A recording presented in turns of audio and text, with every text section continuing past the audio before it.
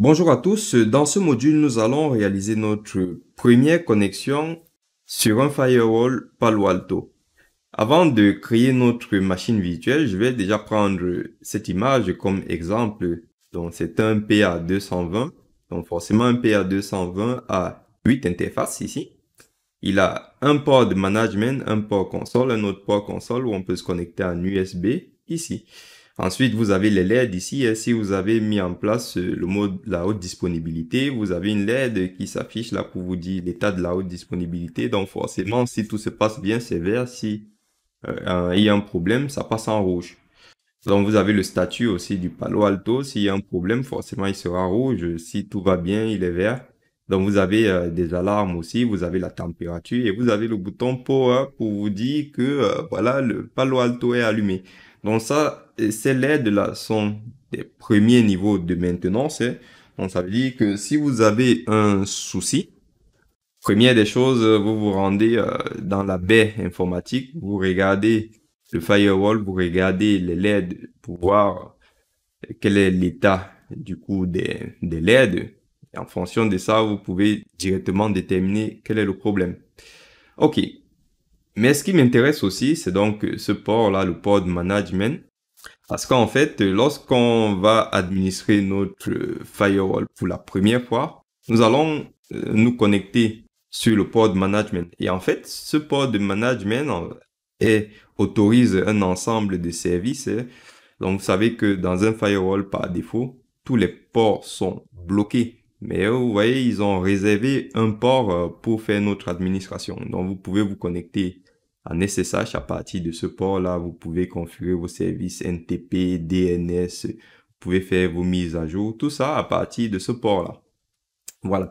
Et vous pouvez décider de bloquer ce port-là et personnaliser un autre port comme port de management ici. Par contre, le port console, c'est si vous avez perdu la main sur le firewall, il faut vous déplacer forcément dans la baie. Vous avez un câble spécifique pour vous connecter en console.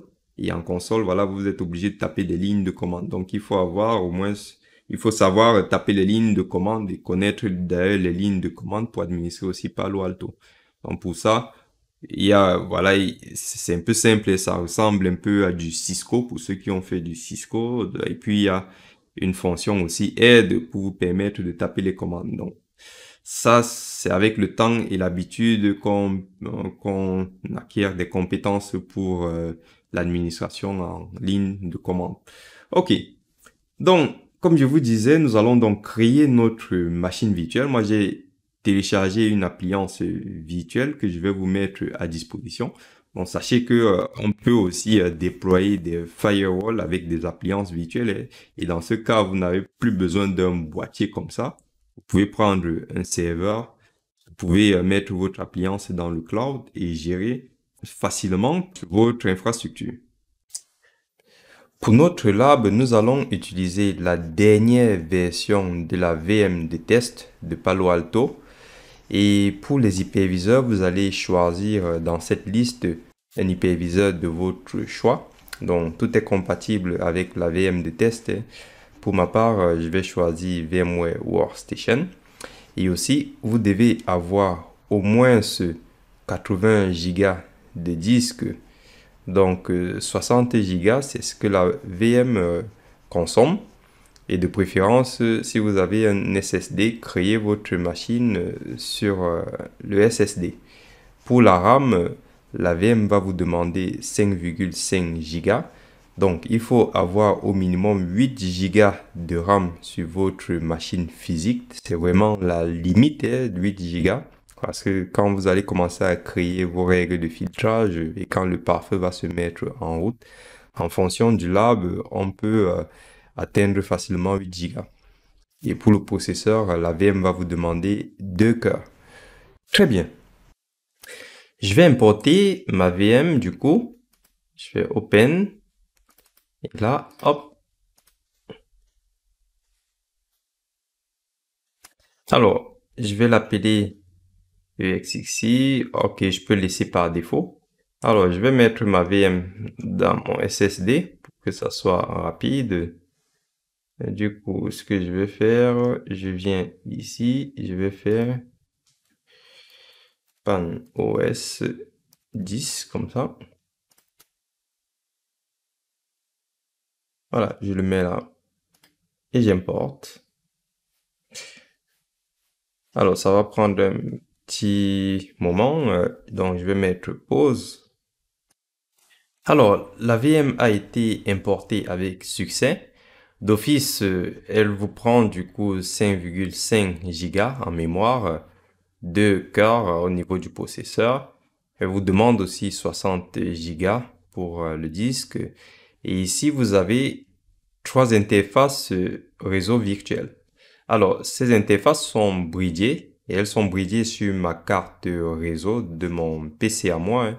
Ce qui signifie que comme je suis connecté en réseau sur ma box Internet, forcément, ma box Internet fait office de serveur DHCP. Donc, mon Palo Alto ou alors l'interface de management de mon Palo Alto obtiendra une adresse du réseau de ma box. Ok, donc on va démarrer la machine ensemble. Hop.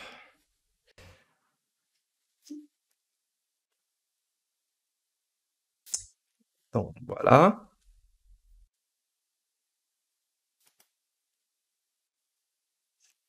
Donc je vais juste laisser tourner pour que vous voyez à peu près comment ça démarre.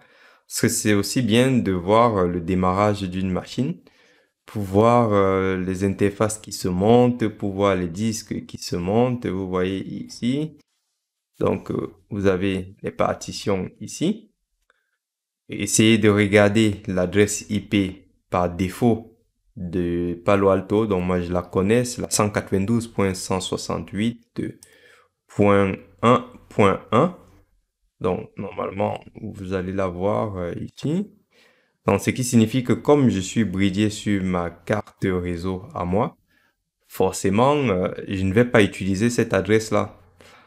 Par contre, si vous n'avez pas de box. Alors, l'idéal, c'est d'avoir une box pour pouvoir réaliser le lab parce qu'on va connecter notre firewall sur notre box et ensuite on va donner des autorisations pour pouvoir aller sur Internet à travers notre box. Donc, on va devoir faire du filtrage et ça serait bien d'avoir une box Internet ou un routeur Internet. Ok, donc on va patienter. Donc, networking, là, il démarre le réseau. Vous voyez 192.168.1.1. Donc, si vous décidez d'utiliser des VMNet, essayez de configurer vos VMNet sur ce réseau-là. C'est vraiment important. Par contre, des VMNet, lorsque vous êtes sur VMware ou sur VMware XXI. Par contre, si vous êtes sur VirtualBox, utilisez vos hosts only et paramétrez-les dans le même réseau que ce réseau-là pour pouvoir prendre en main votre Palo Alto et ensuite, si vous faites vos modifications d'adresse, vous allez changer ça. On verra de toute façon comment est-ce qu'on modifie les adresses IP sur les interfaces. Ok. Voilà, donc j'ai démarré du coup.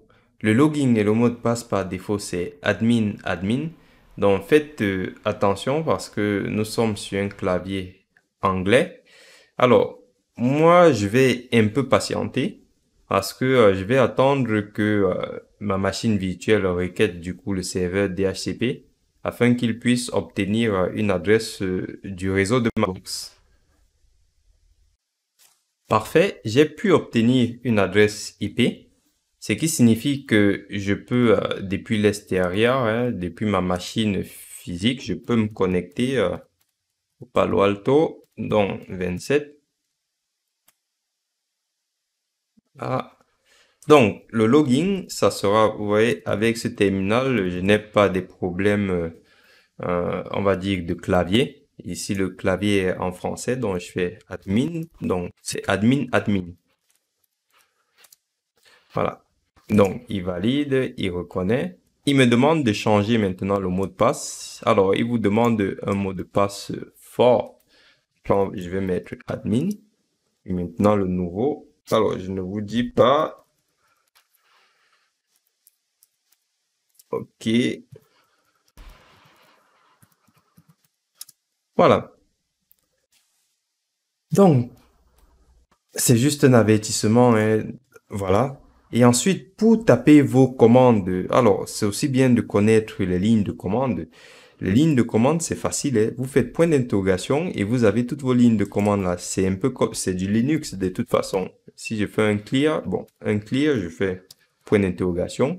Il me dit, qu'est-ce que tu veux effacer? Tu veux effacer les logs, tu veux effacer les jobs, tu veux effacer des HTTP, vous voyez?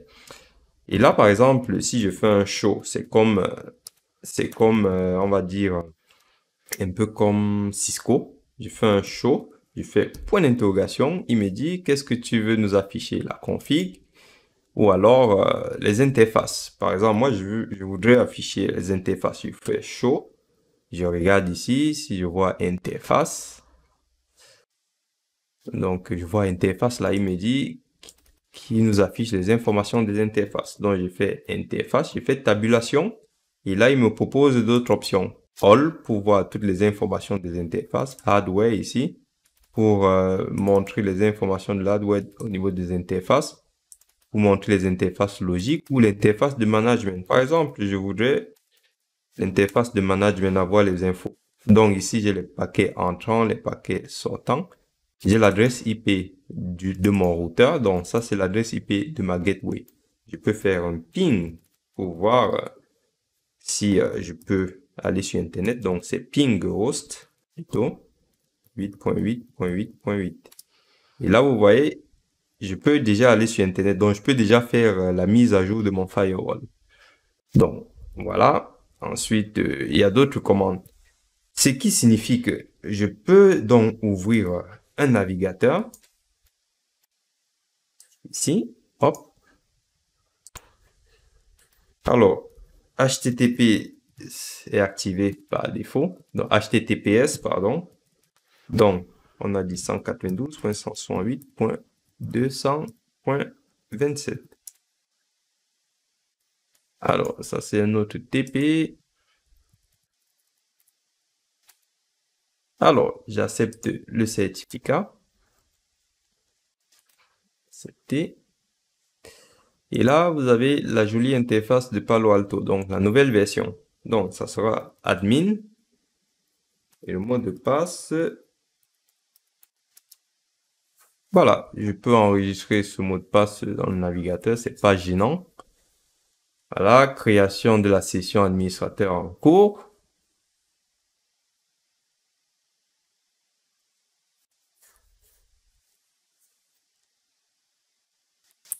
Et voilà, vous venez d'accéder du coup à l'interface d'administration de Palo Alto. Donc, vous pouvez voir rapidement ici le message de bienvenue. Donc, il y a certaines informations qui sont utiles. Si vous voulez voir du coup les nouveautés, vous cliquez ici. Si vous voulez avoir des informations sur la release, vous pouvez aller ici. Ensuite, vous avez une page comme ça pour la datasheet. Et ensuite, vous avez des liens ici pour le support, etc. Donc, je peux fermer cette didactyle. Ah, j'ai oublié de demander de ne plus afficher cela. Collecte des données de télémétrie. Bon, je vais l'activer. Ouais, pourquoi pas. Hop, je ferme. Et voilà, j'ai accès à l'interface d'administration. Donc, vous venez de voir comment on crée notre machine virtuelle et comment on peut accéder à l'interface d'administration. Donc, pour la suite, nous allons faire notre première configuration de base. Je vous dis à tout de suite.